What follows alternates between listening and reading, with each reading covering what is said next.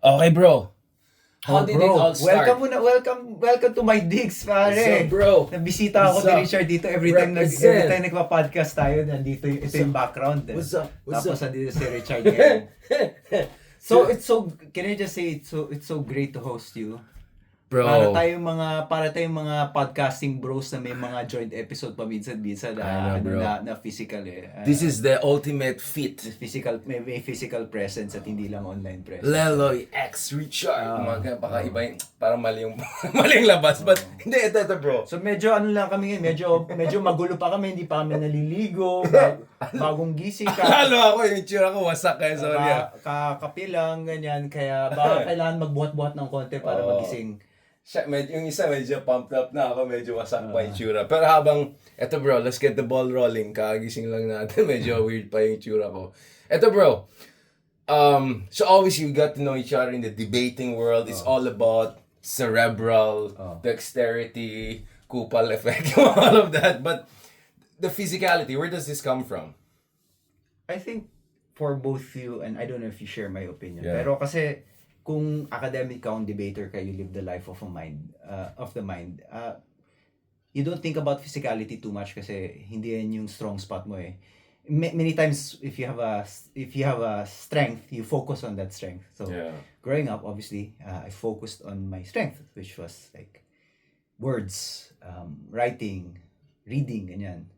Until I realized na, I don't know, you need to be healthier and you need something else. So I think shortly after my PhD, sabi ko, seryosohin ko nga yung health ko. And then, I started working out religiously after my PhD. Nung una mga parang bootcamp, yung mga uso, yung mga bootcamp style, high intensity interval. And then slowly from that, also through searching sa internet, I discovered kettlebell lifting. In particular, yung tinatawag nating hard style kettlebell lifting as represented by this company, Strong First, which I now teach, which I'm now a certified instructor with. So yun, na-discover ko yun doon, and I realized something about physical fitness that I didn't realize before, which is that strength is a skill. So many times kasi, lalo na sa Pilipinas ngayon, at sa US kung nag-workout tayo, lalo na yung mga bootcamp, like we think na strength or physical fitness is going into the gym, doing like 15 different exercises and getting really, really sweaty. Pero yung style ng working out na na-discover ko through kettlebells mostly is deliberate skill-based strength training. So for example, like, we might work only two lifts for 3 months, ganyan, but we'll perfect it and we'll get really strong at it. So like, one lift for 3 months, I'll start with a 16 kilogram, and maybe after a year, I'll end up with 32. Nice. Because I've mastered it. Yung ganong klase. And I think it dovetailed really well with yung fact na nasa Japan ako. Yeah, exactly. It's a samurai spirit thing. Yung parang paulit-ulit, and it teaches you a sense of discipline. Lalo na ako dahil may ADD ako, I need anchoring activities. And strength became my parang anchoring activity. And I like the fact that initially, at least, it was the gains were kind of very linear. So you move from a 16 kilo to a 20 kilo to a 24 kilo to a 32 kilo, 28 kilo to a 32 kilo. Parang there's a kind of linearity to the progression that I actually enjoyed. And it really disciplines you kasi yung style ng ADD, do everything at the same time, while it was this kind of strength training was do 2 exercises. You start off doing 2 exercises, master them, mastery. And there's also kind of humility to it, kasi humility na hindi nakakalaki ng katawan strength training, producing pure strength, hindi gano'n nakakalaki ng katawan. May konting nakakalaki ng katawan, pero mostly yung result niya, you get deceptively strong. So we can talk about Rizal. Yeah, shortly. I think that's a perfect segue to my man, like Rizal. But before going to Rizal, I mean, but you also were quite, from what I understand, we were not super close back then, but your debating skill also, you developed that methodically, didn't you? I mean, I don't think you woke up one day when you were a kid and said, I'm a great debater, right? You worked on that, right? Throughout the years. Of course, but there are certain things that come to you more naturally, diba? So I think there was something about debating that taught me the value of hard work, yung kailangan nagbabasa ka lagi. Pero yung deliberate na ito yung training program, ito yung goal, at saka malinaw yung goal, may metric, ganyan. Like, for example, I wanted to be able to do the Turkish get-up. I'll demonstrate the Turkish get-up later with you, di ba? I wanted to be able to do the Turkish get-up with a 32. That was kind of the goal, 32 kg. And so there was a clear progression for doing that. And the clear progression was like, actually, just do the Turkish get-up every day until you're strong enough to do the 32. There's no magic to it. But that was kind of beautiful to me. Yung ganong level of simplicity and hard work, which I don't think like debating taught me as much kasi nga mas natural ako, and I didn't need to plan out my training the way I plan my training for physical preparation. Right, so now I think we go back to the men. Again, I mean, I think a lot of our intellectual convergence over the past year or so was in the spirit of trying to draw inspiration from the hardships and trials of people way greater than you and I, in eras way more problematic and chaotic than ours.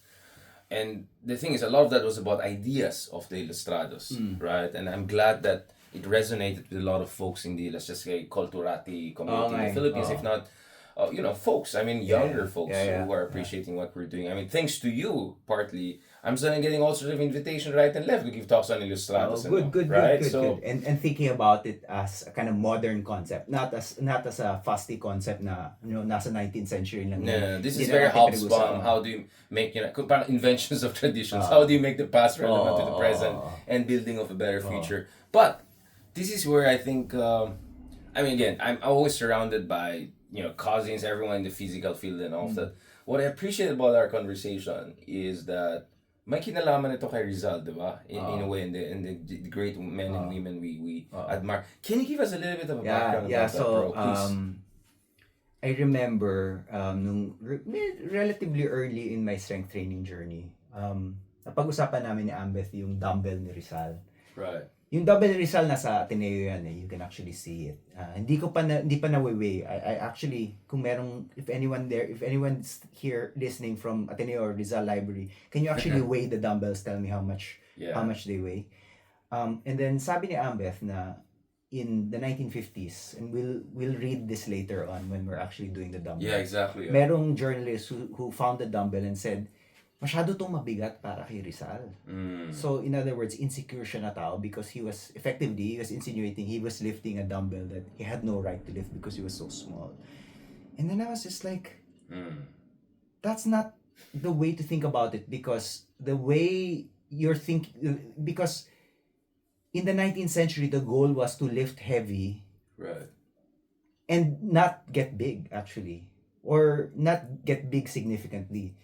So, actually, a lot of the strong men during the 19th century were deceptively strong. By that I mean, parang maliit sila pero malakas sila. Parang Bruce Lee, ganun. Parang ganon. Maliit sila pero malakas sila. So you get somebody like, my weight, 145, and they would single press like three times their body weight overhead. Right. Something like that, diba? Wow. Yung kind of deceptive strength, or, bubuhat ng babae. Ganyan, exactly, Ganyan. So, kahit maliit, kahit hindi sila ganong kalaki, di ba? So, and that's because wala pang bodybuilding noong 19th century.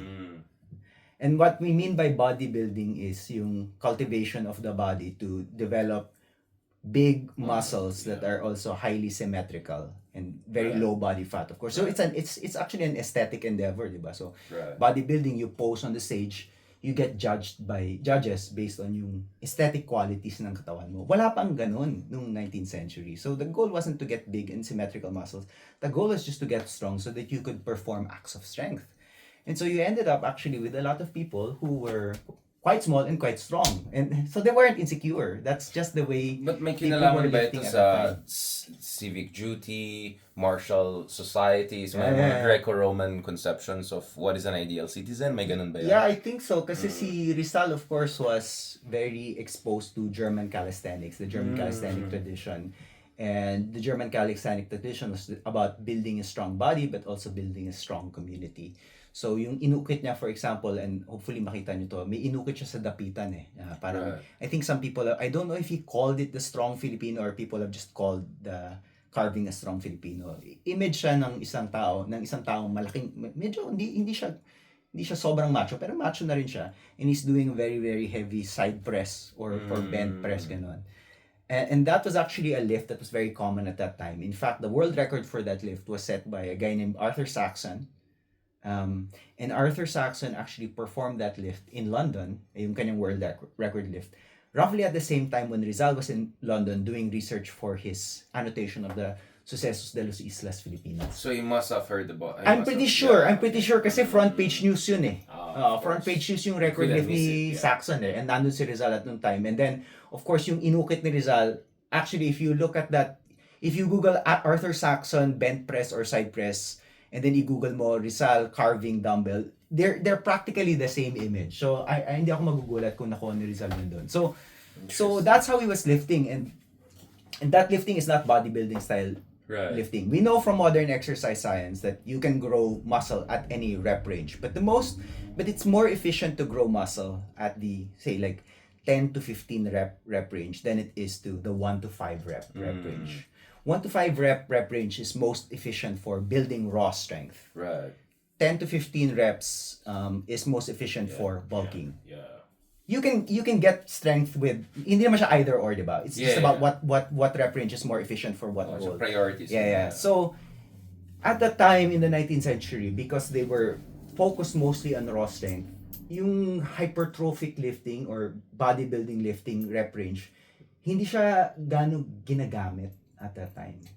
Which means, mababa yung rep range mo, which means you would also use heavier weights. And that's why, mabigat yung weight ni Rizal because he never worked to the 10 to 15 rep range with that weight.